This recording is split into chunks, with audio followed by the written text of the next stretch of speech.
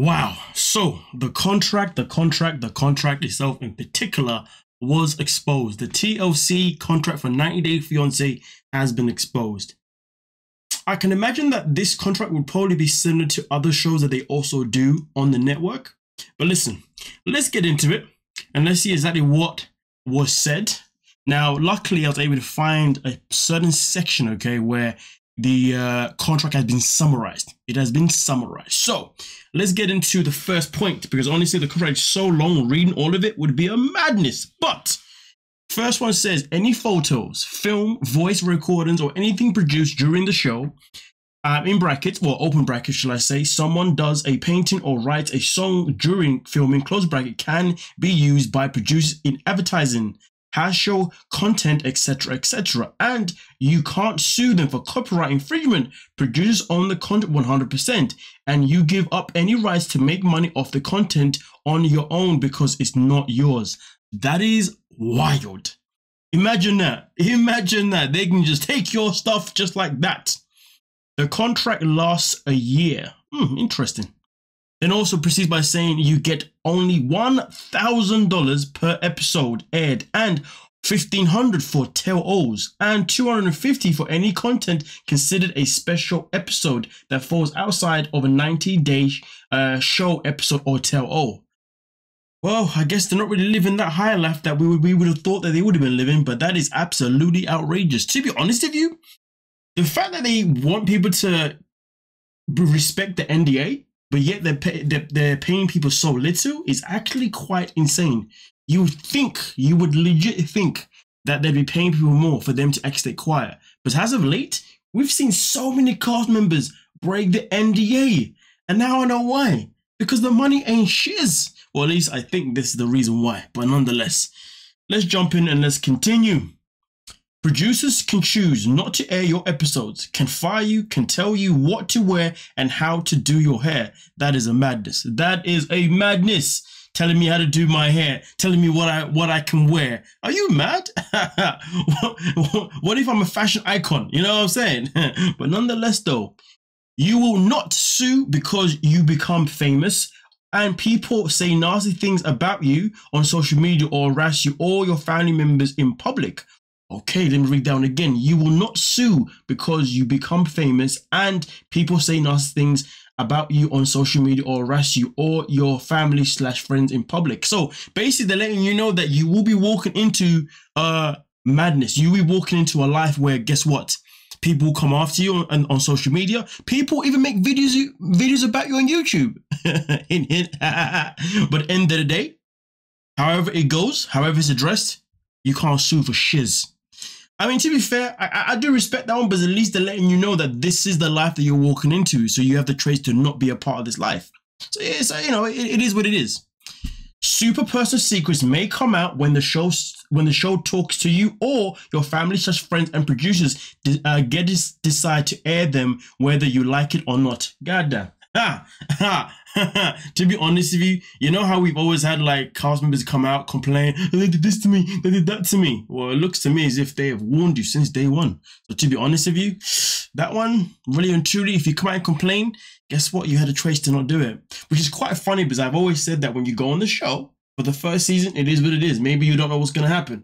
But if you decide to come back time after time after time after time, you can't complain. But at the same time though, reading the brief, the summary of the contract, even if it's your first season, really coming out and complaining about how they're doing certain things, I guess you was warned and you chose to still do it. But this is given that this summary is absolutely, you know, pinpoint and it's, you know, accurate. I mean, I'd imagine the person who made this made it accurate, you know what I mean? Why would they wouldn't gain from, you know, doing a summary that was false, shall I say. You can't make money off the side with ads while on the show. That is nuts. You can't even become a man of yourself. You can't even become a business person. That is crazy. You can't plug products on the show. You and your likeness is owned by producers while under contract. I get it. I get it. This is whilst under contract, right? Then now this is why there are certain people like a Danielle who have gone off and trademarked everything that they do. Everything that she does now is all trademarks, therefore TLC can't take anything out of it. That is smart. That is very, very smart. And I guess this is why we get other people, you know, like we got the Riley, he's making his own cigar lounge, you know him on the side. Then we got Miona. Miona also went off and, you know, made her own brand with the flipping hair and the makeup, I think.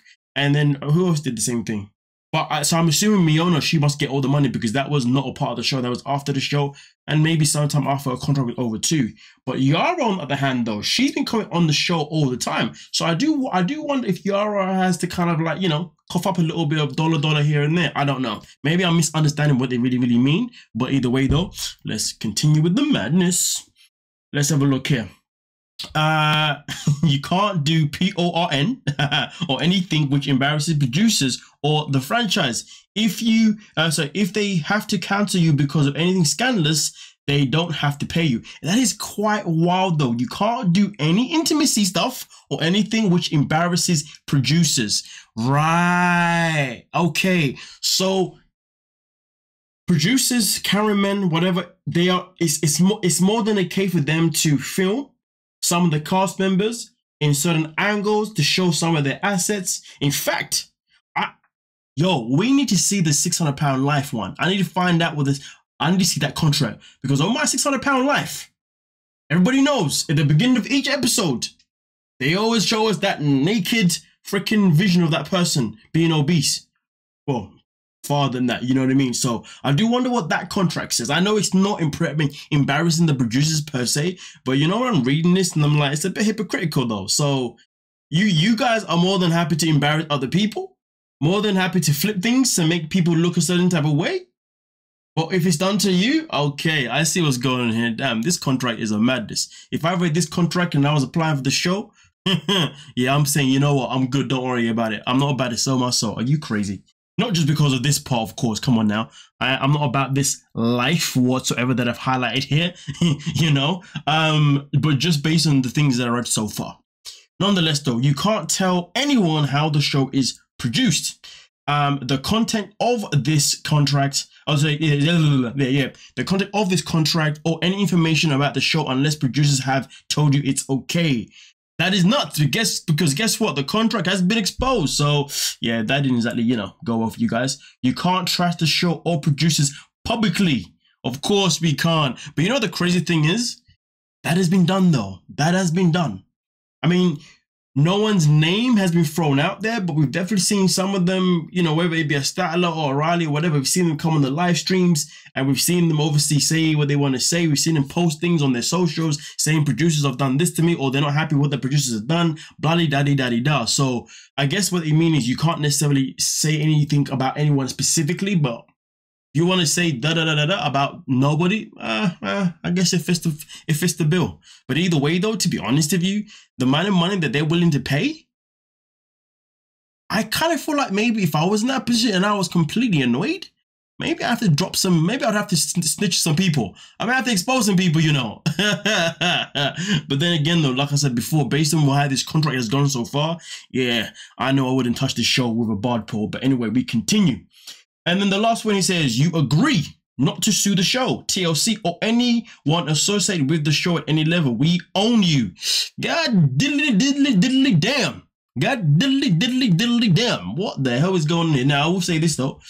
Let's just scroll all the way up to the top here. I will say, though, obviously, this lovely person here was the one that was able to get a hold of the contract itself in particular, 90 Day Sherry. So, hey, shout out to her. I believe that she is on Facebook. I don't know if she's like on Instagram or whatnot, but if you actually want to get a hold of the actual contract and you actually want to, you know, spend some time reading it, okay, from beginning to end, either find it here on Reddit or you can go direct to her page, whether that be a Facebook, Instagram, or whatever she's on. Do you see what I'm saying? But yeah.